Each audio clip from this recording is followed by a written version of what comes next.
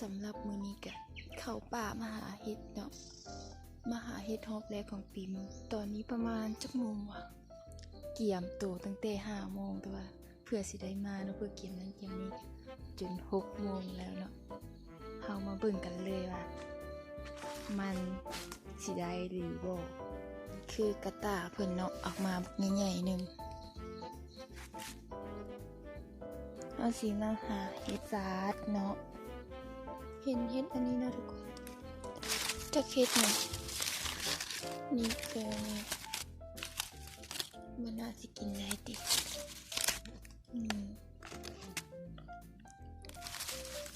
เดี๋ยวแกรกแหกมานอ้วน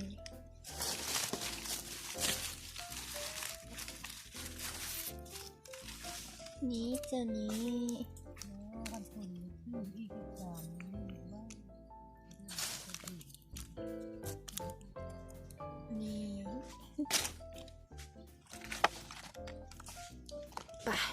ไปหาต่อ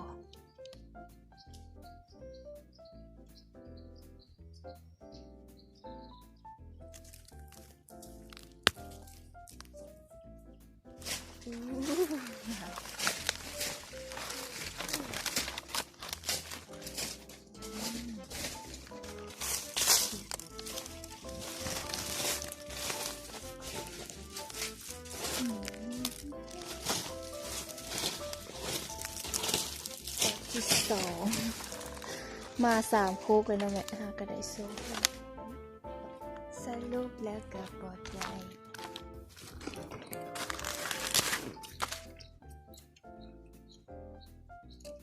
เฮาบ่เห็นเห็ดเนาะเห็นยังเฮาก็ต้องเก็บไปเบิดตอนนี้จบไหนนี่คือมันหากอันนั้นเนาะมันหากะเริ่มสิออกอันนี้คือซูมหลายแหง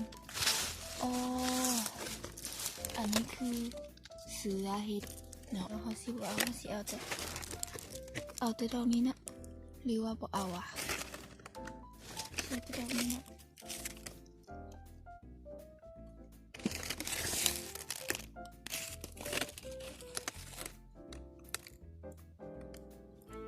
นะครับพกไว้คือเก่าพกไว้เห็นอีกแล้วทุกคนเห็นบ่ดอกใหญ่ๆเนาะคือ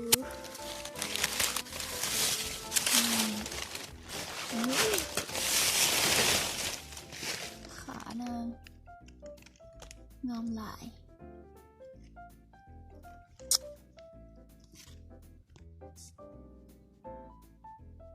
นี่ที่3 ดอกนี่ทุกคนเห็นอีกแล้วดอกใหญ่เด้อนี่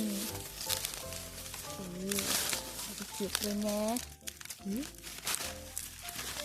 นี่ช่วยมากเลย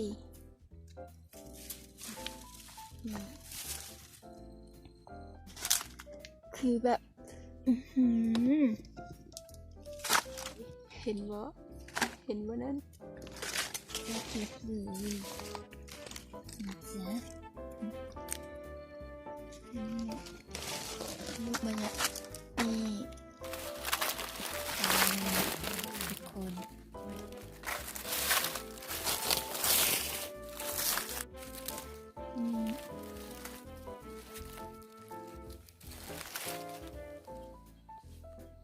งามมาก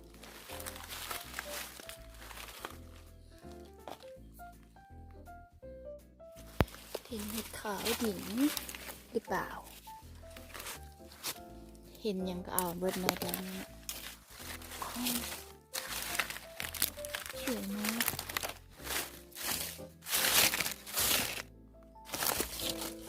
นี่หัวไปแล้วนะ4 ดอกแต่ว่าตัวนี้มันแก่แล้ว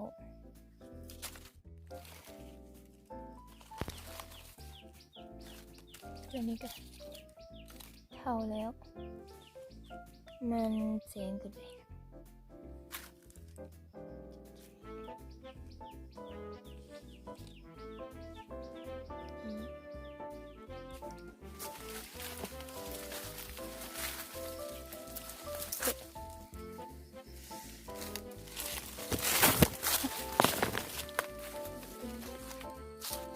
งามนะ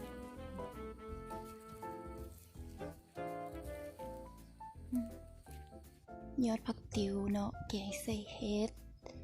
ส้มแซ่บ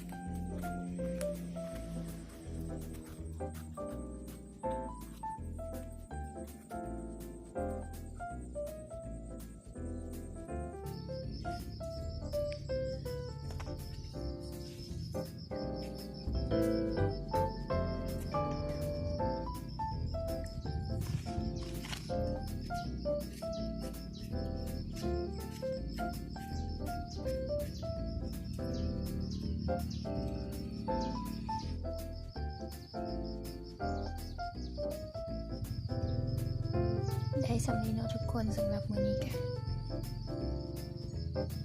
บ๊ายบาย ขอตัวไปแกงเห็ดกันเด้อ